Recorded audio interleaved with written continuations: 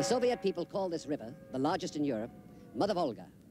During the fighting for Stalingrad, the defenders of the city took an oath. There is no land for us beyond the Volga. Hello, I'm Burt Lancaster. Before the epic battle fought here, few Americans ever heard of the city of Stalingrad. But when the Nazis surrendered to the Soviet army on January 31st, 1943, in the largest military action in history, Stalingrad became a source of inspiration to the Allies in their mutual struggle against Hitler. In the course of the Battle of the Volga, the Soviet armed forces destroyed 5 armies of Germans and their fascist allies, 1/4 of all the Wehrmacht forces on the Eastern Front. This victory strengthened the morale of the anti-Hitler coalition at a crucial time in the war. Our story, victory at Stalingrad.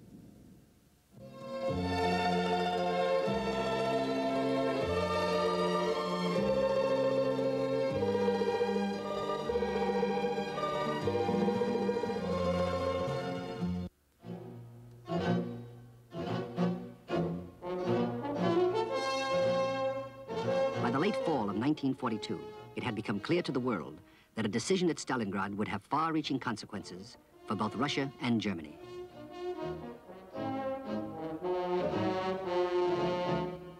The Red Army soldiers under General Yeremenko had held their shrinking perimeter with extraordinary courage. On the other hand, the Nazis showed no signs of relaxing their pressure.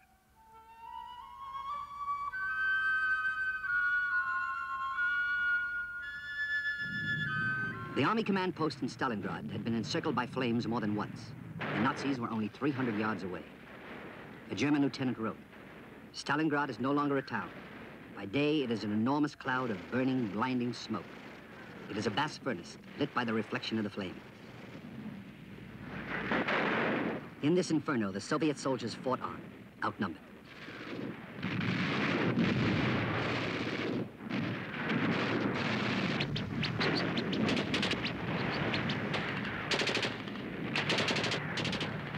By the time November came, the Soviet troops in Stalingrad had been isolated for 2 months.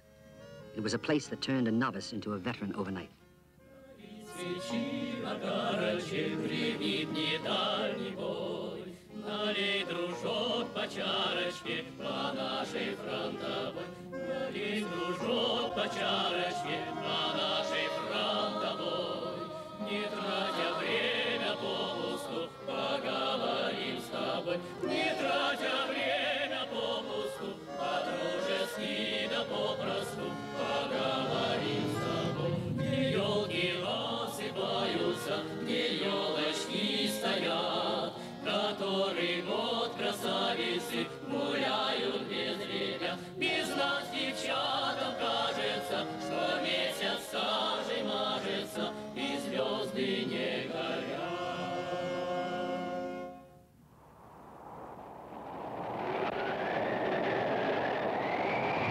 At the beginning of the winter, 1942, von Paulus's 6th Army at Stalingrad was stuck fast. It had gone well that summer for the Nazis. Less well in November. December to January was a time of reckoning.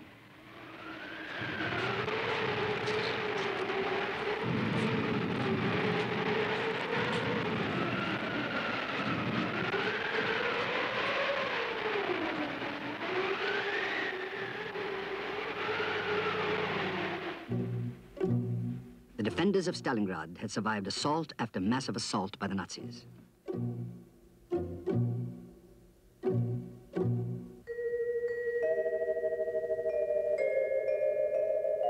It was time for the counterstroke. As Supreme Commander, Stalin approved the plan. Conceived by Zhukov and Vasilevsky, in conjunction with Marshal of Artillery, Voronov. The Soviet High Command named it after the planet Uranus. General Vatutin was to command the Southwest Front. General Rokossovsky, the Don Front. General Yeremenko and his political advisor, Nikita Khrushchev, the Stalingrad Front.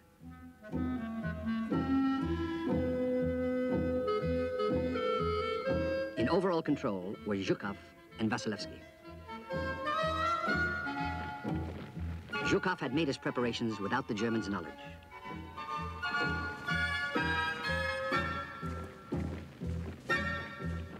Ten armies, over 1 million soldiers, 1,500 tanks, 15,000 pieces of artillery from the Soviet reserves in Siberia, the Urals, and Kazakhstan.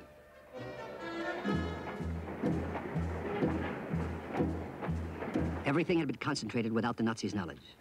The Nazi General Jodl said later, earlier there had been nothing there, but all of a sudden a heavy strike was delivered of decisive importance.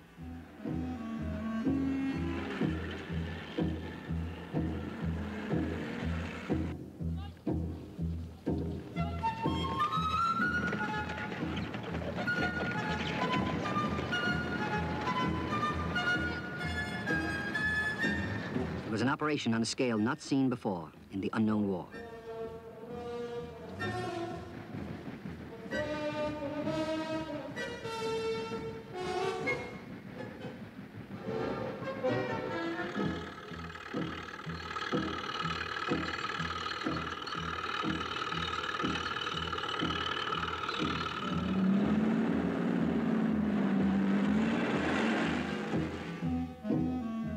It was a simple concept, a coordinated drive against the Romanian armies on von Paulus's flanks to pin his 6th Army against the Volga.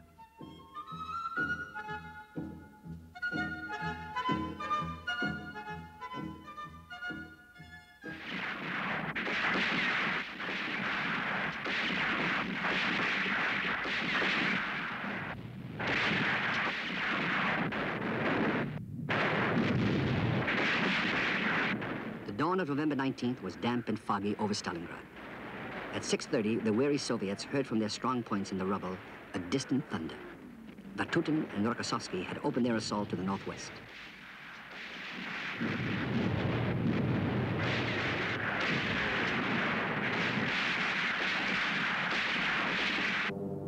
The Soviets crashed through the Romanians without pause, forcing a breach 50 miles wide.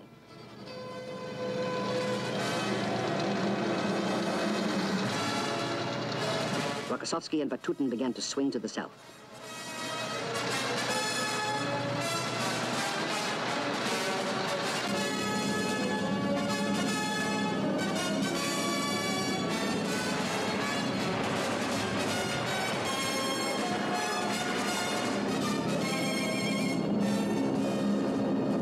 Next day, November 20th, Yeremenko's armies lunged forward south of Stalingrad, overwhelming the Nazi defenses and created an opening 30 miles across.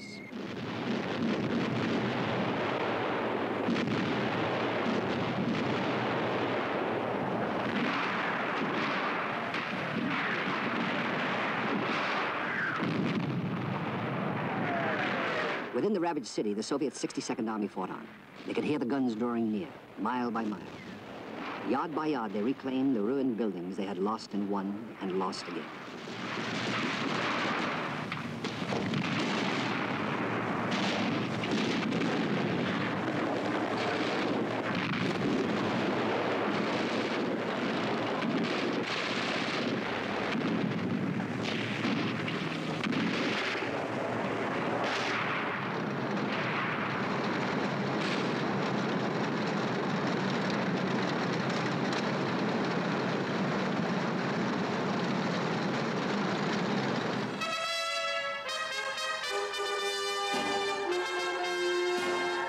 At 4 in the afternoon of November 23rd, 4 days after the start of the offensive, the Soviet armies met. Trapped inside the ring were 22 Nazi divisions, infantry and panzer, 300,000 men. There was no way out for General von Paulus.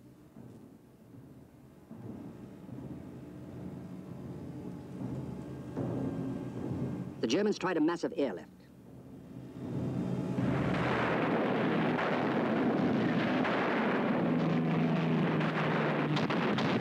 It failed. The Soviets claimed 1,000 Nazi planes shot down.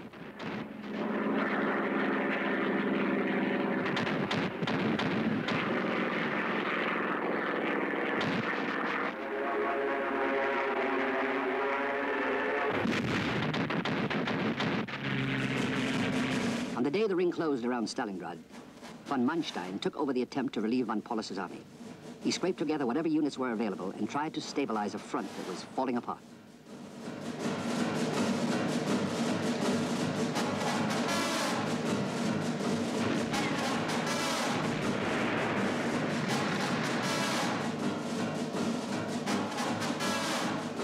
The plan was for a Panzer army under General Hoff to drive to the Stalingrad perimeter.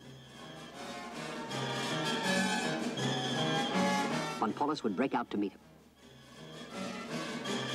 But Hoff's attack was enveloped short of Stalingrad. By December 21st, 1942, von Manstein's armor was marooned, and the mass of his infantry, nearly 250,000 men, had been written off.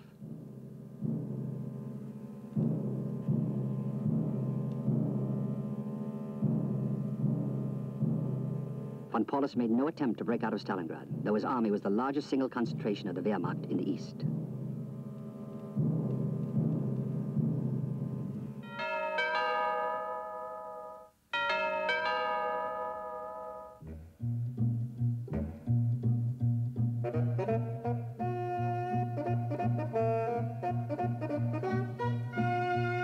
A day after completing the encirclement, the Soviets trebled their firepower around Stalingrad.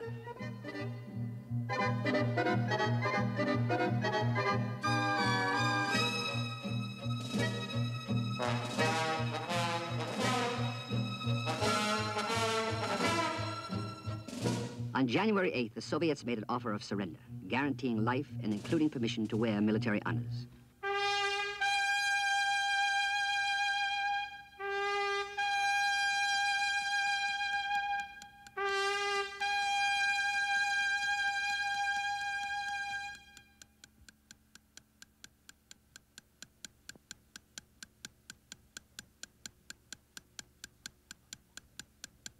Von Paulus rejected the offer. At Christmas time, the Germans in Stalingrad had eaten their horses. They got one slice of bread a day. The daily issue of ammunition was 20 or 30 cartridges a man. The situation of the 6th Army was hopeless.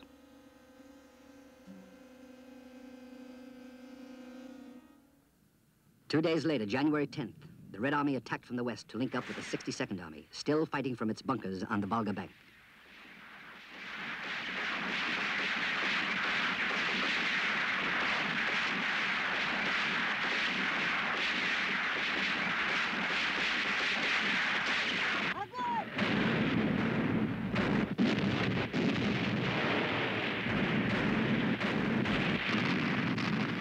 It took them some days of intense fighting, of the kind the 62nd Army had been engaged in for months before they reached their comrades.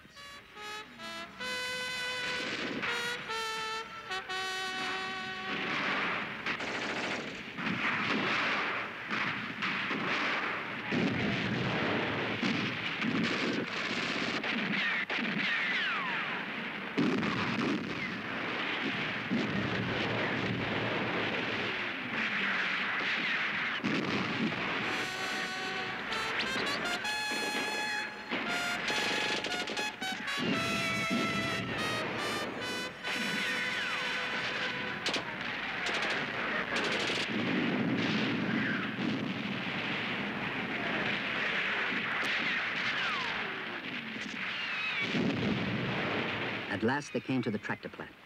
Some of the most savage battles of the entire war had been fought around it and inside it.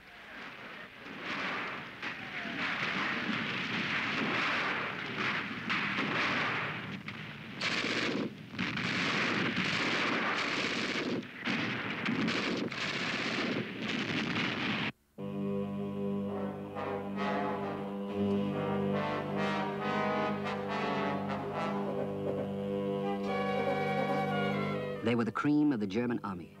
Until this, they had only known the taste of victory. The last phase of the Stalingrad battle had been as bitter as the rest.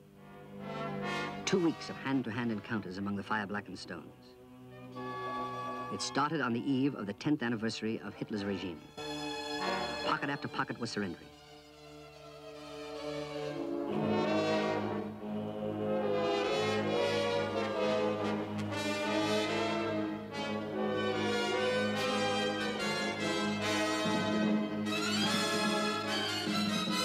General Daniel gave himself up to General Tolbukin.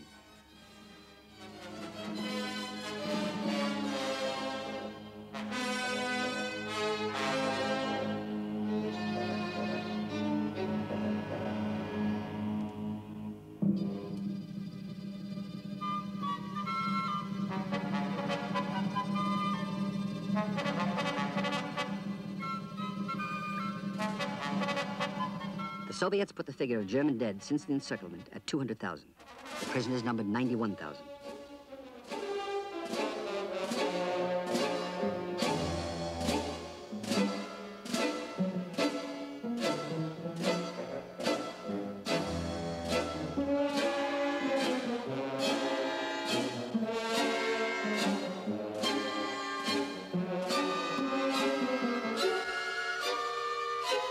No fewer than 24 generals were included, and one field marshal, von Paulus. On January 31st, von Paulus surrendered.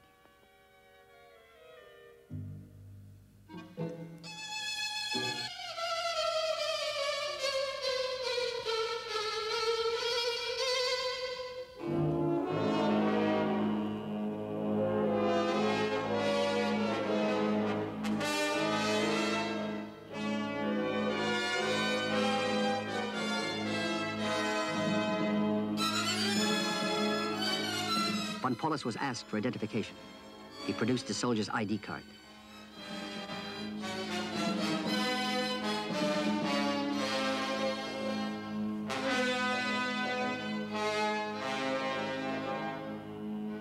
Indecisive, remote, moody, von Paulus was something of a tragic figure. He had been one of the authors of Plan Barbarossa, the invasion of the Soviet Union. At Nuremberg, he testified against fascism and the regime he had served.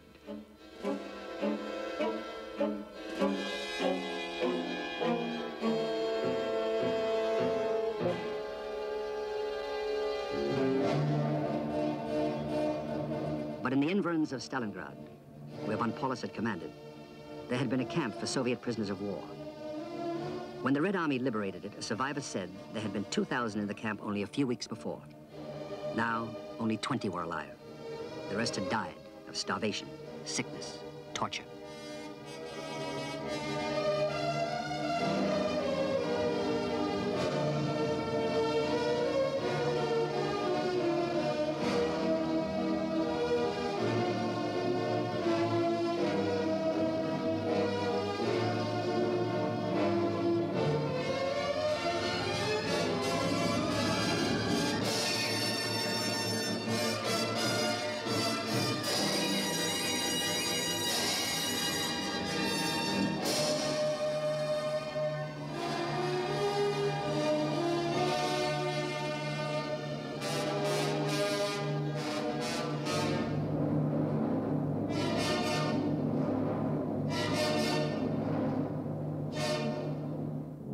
General Arthur Schmidt, von Paulus's chief of staff, was the only one of von Paulus's officers to remain an unrepentant Nazi through his years in Soviet hands.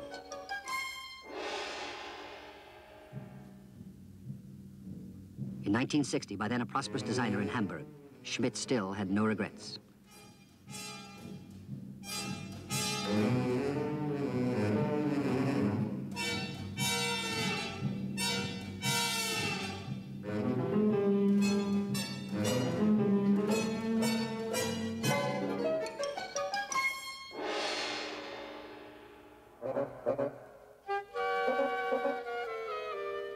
There were Germans, Romanians, Italians, Hungarians. The wreckage of a huge army, tens of thousands of them shambling through the snowdrifts.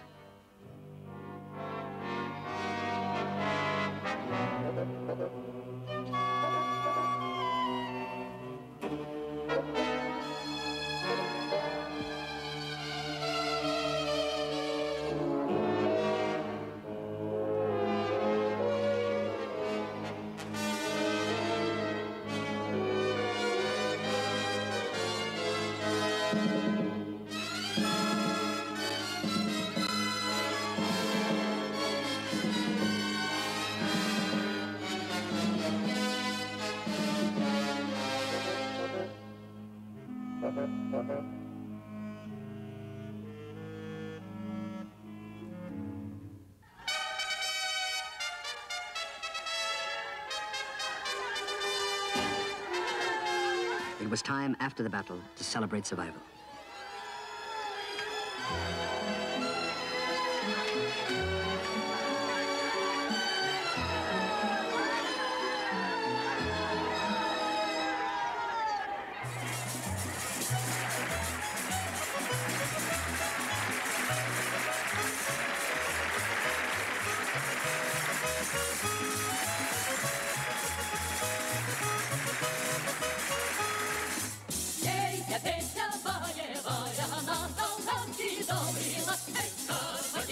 едет мая, достигала Сталинград.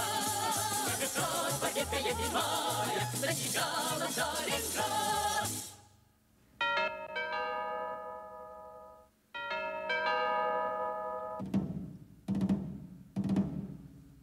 The end of the Stalingrad battle was also observed in Berlin. Like some gigantic firestorm, the battle had sucked into it whatever came near it. 800,000 men had died. Under the Russian counterstroke, the German armies in the south had only just escaped annihilation.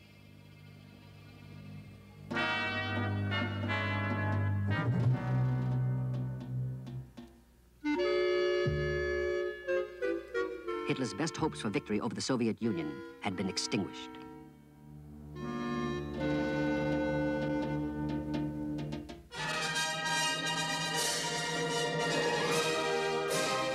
In Stalingrad itself, they began the long road of recovery. But first they congratulated themselves. The Nazis and their allies had lost 5 armies, a quarter of the enemy's strength on the Eastern Front. Stalingrad knew it was an inspiration to all who fought against Hitler.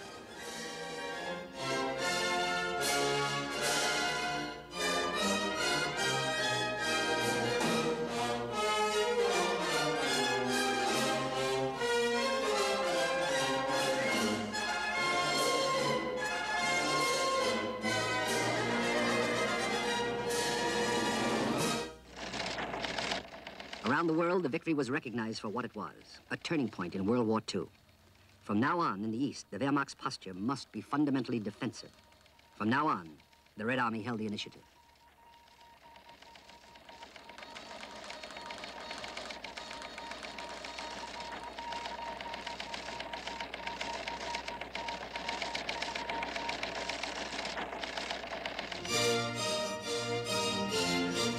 In the Kremlin, Ambassador Harriman presented Stalin with a commemorative scroll signed by President Roosevelt on behalf of the American people. It designated Stalingrad the turning point of the war.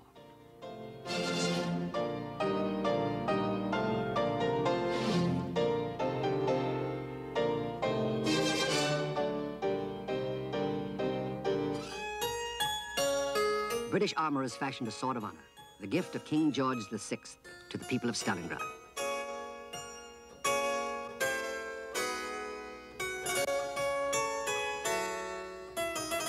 Churchill presented it to Stalin at the Tehran conference.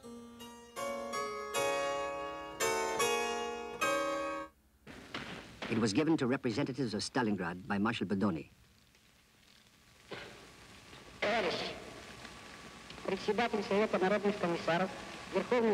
Comrades, the President of the Council of People's Commissars, the Supreme Commander-in-Chief of our Soviet Union, Comrade Stalin, has asked me to give you the Honor Sword, the gift of the British King George VI to the citizens of Stalingrad, to honor the heroic defense of the city.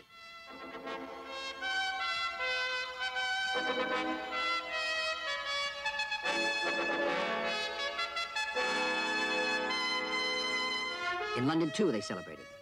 Sir Anthony Eden, the Foreign Secretary.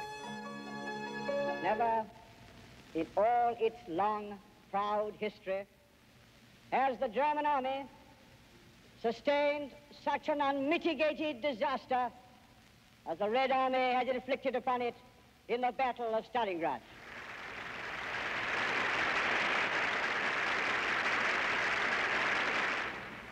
Hitler has been out-generaled, outmaneuvered, and outfought. And we've had one other additional bit of good news lately, of which I hope you all took careful note. It was with a feeling of deep relief that we all read that Hitler was to continue to control the German war machine.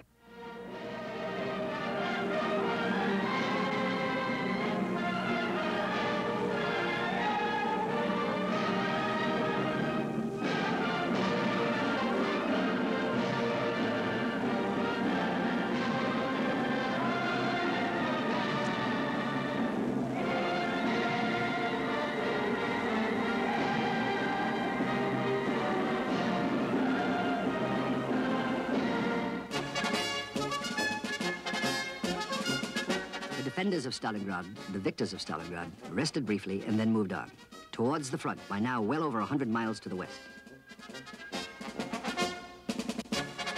They would fight in other battles, but none as hard as the one they had just finished.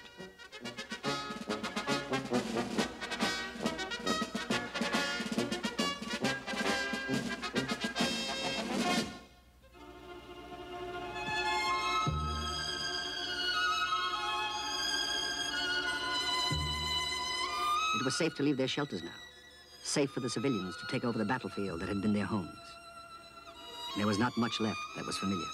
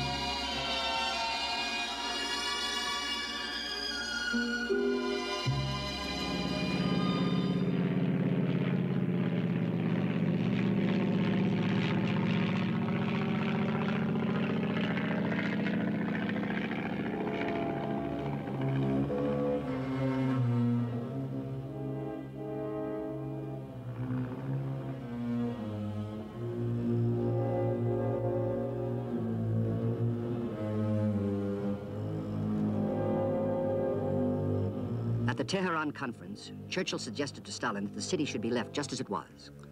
A terrible monument, forever. But the Soviet people needed the city to live again. And live it did, after years and years of labor. A gleaming testament on the banks of Mother Volga.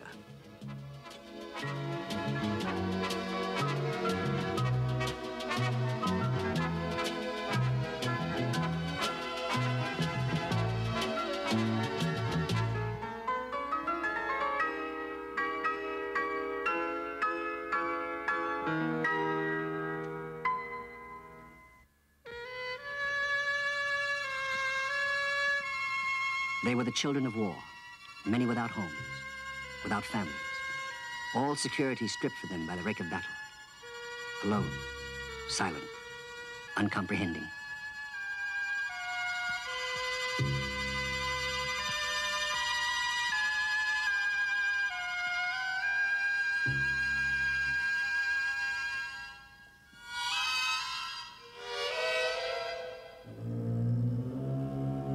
There was mortal danger everywhere. Mines, booby traps, live ammunition, unexploded bombs. They could not yet begin to clear the debris.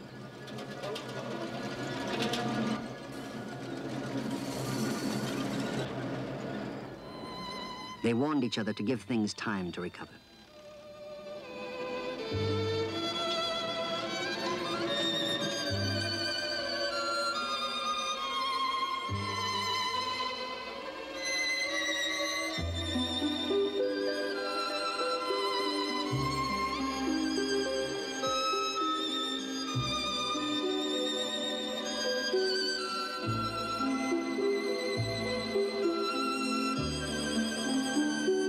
Mother, we're all alive. Gone to Bekatovka, Klava. One of the most important services was the mail. Neighbors, families, friends had been scattered by the Nazi onslaught. Now the messages arrived and went, re-establishing the old ties.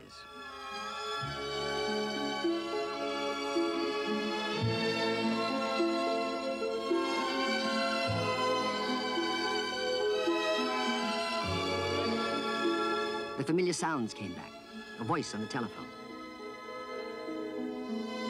Radio speakers booming into the streets.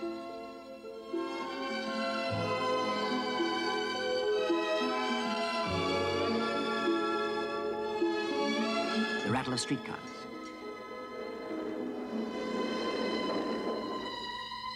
And the clatter of children going to school, or as much school as was left.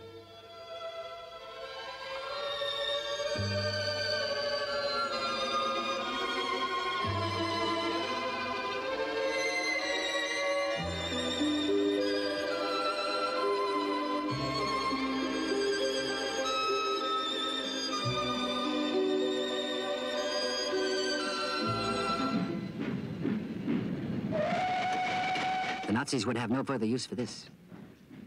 The Soviets would have a use for it.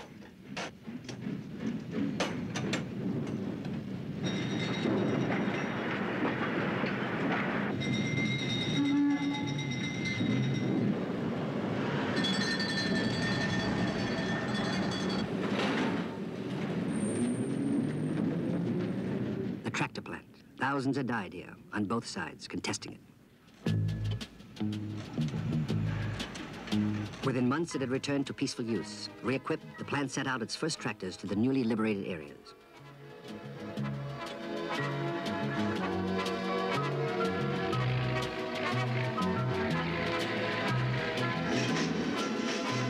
More than a generation later, the tractors are still rolling out of Stalingrad.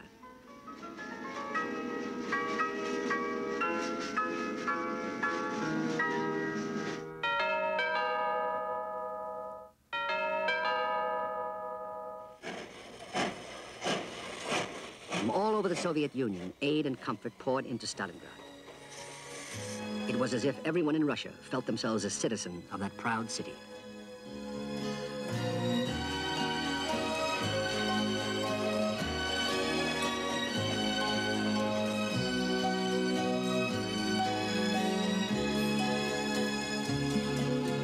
Groups of young communists came in to help in reconstruction, living in makeshift accommodations.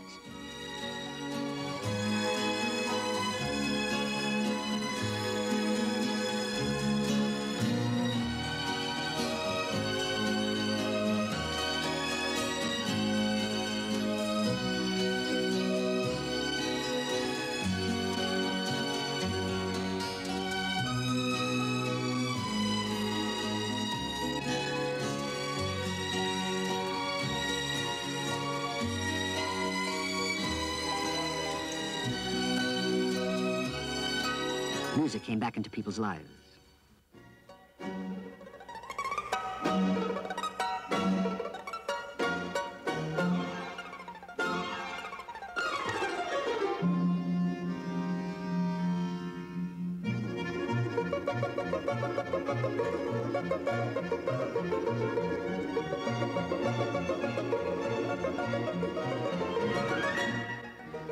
They set about the task with all their energy, and the city began to grow.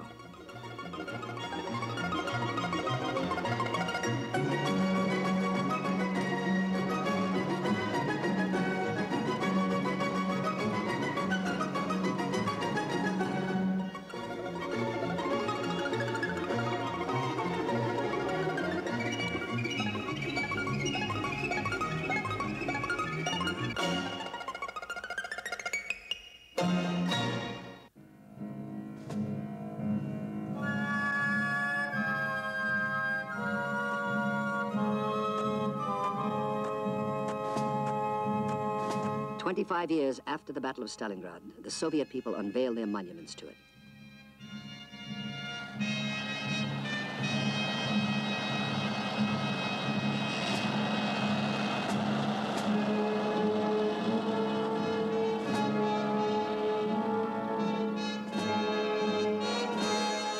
Leonid Brezhnev, General Secretary of the Central Committee of the Communist Party of the Soviet Union, said this. 25 лет назад наш народ, наш советский строй одержали здесь. 25 years ago, our people, our Soviet system, won a great victory here on the Volga banks. Here, our Soviet motherland had to stand the most severe trial of its history.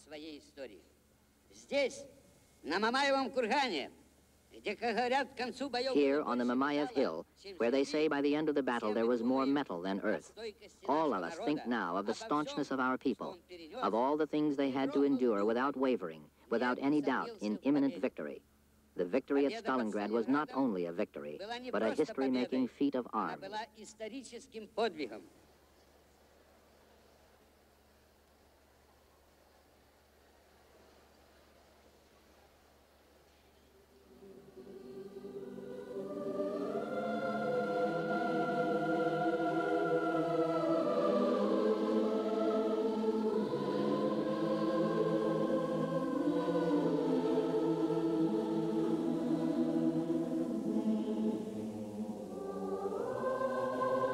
And so they remember, the people of Russia.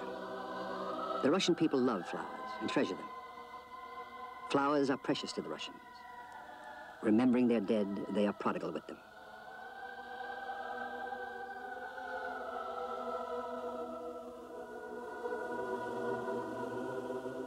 On the monuments of Stalingrad, cut forever in stone, there are, some say, 1 million names. Each is the name of one brave man or one innocent child who left others to grieve. The winds of war are echoes no more, yet they still resound. It seems to me that peace is the reason worlds were meant to go round, and the world goes round, around and around. It never stops its turn. I sometimes wonder what we have found and what we'll ever learn. Perhaps within its turning, the universe keeps learning and learning. For every child who sends me a smile, I send back a smile of my own.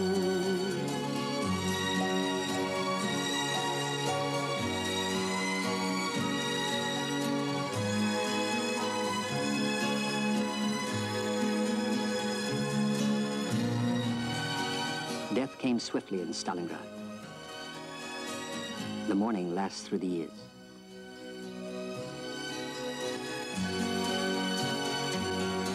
Hello, goodbye.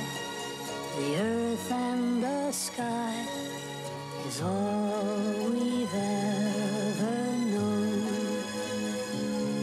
and life is part of giving your heart, and no one can live all alone. And I believe that what we receive is only ours on loan. We've got to earn our place in the world so we can call it our own. Our children are tomorrow, bought by loving and paid for by sorrow. In war or peace, the games never cease, but still we salute the unknown.